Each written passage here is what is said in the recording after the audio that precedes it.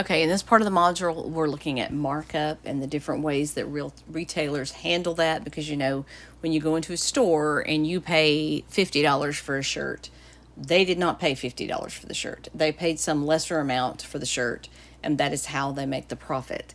So there's different ways that they do that. And first we're looking at markup based on cost, okay? And this first problem we have is the most basic. It's very simple. It says a store buys a product for $85. That's what they paid, and they want a 35% markup. Find the dollar amount of the markup. We do this like we've done so many things. We're just going to do 85 times 35 because they want to mark it up 35% of $85. And we find that that's $29.75. That's how much they're going to mark this item up. And so to find the selling price, all we do is add that $29.75 to what we paid.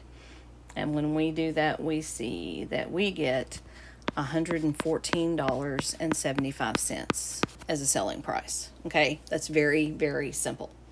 Now, the second one is a little more complicated because we have the selling price and we have the markup rate. What we need to know is what we paid for this item.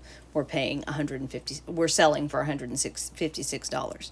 So we have to find the cost of the item. So we can go up here and we can use this percent markup based on cost formula that is selling price equals cost times 1 plus rate that we have right up here in this box. And so we can move that down here and figure out how we need to solve this, because what are we looking for? We're not looking for selling price. We have that. We have selling price. We need C, and we have 1 plus, what is our rate? Our rate is 30%, so we make 0.30. So we end up with 156 equals C times 1.30. So how do we do this? We go back to our algebra. We need that C on the equals, one side of the equal sign by itself. So we're dividing by 1.30, and we're going to do that on both sides. And we're going to see that we have C equals to 120. So we paid $120 for this item that we're selling for $156. And if you want to check yourself, just in case you're thinking, hey, maybe I got confused, you take your 120 that you're saying was your cost, you can multiply that out by your 30%, which you know to be your rate because it's given to you in the problem, and you see that that comes up to a $36 markup.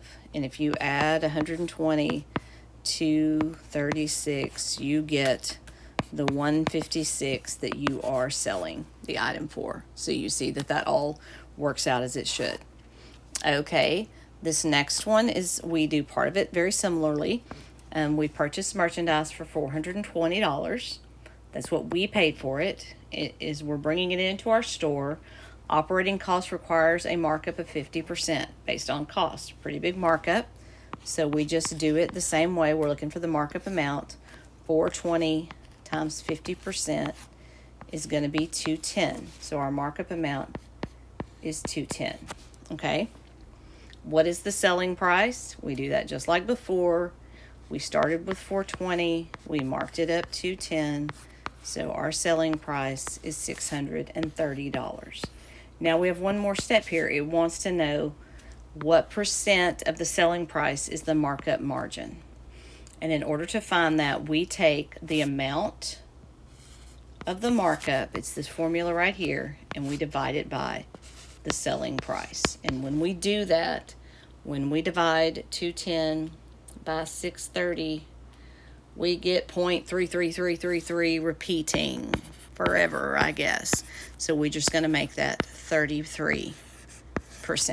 Okay, that's how we figure that out. Now, a product has a selling price of $240 and it has a markup of $60. Here you don't have the rate, you have the actual amount it was marked up. And you need to find the cost. What did you pay for this item that is marked up $60 and is now $240? So if you think about that logically, you're selling it for $240. You've added $60 to it. So to find out what you paid for it, you just subtract $60 from it, and you see that you paid $180 for that item. That was the cost. So now it wants you to find the percent markup based on cost. So all you do there, I've got it written out here for you, is what is the markup? The markup is $60. What is the cost? $180. You divide 60 by 180, and you get that 0.33333 again. So the percent markup is 33%. Okay, guys, if you have any problems or any questions with any of that, just give me a holler as always.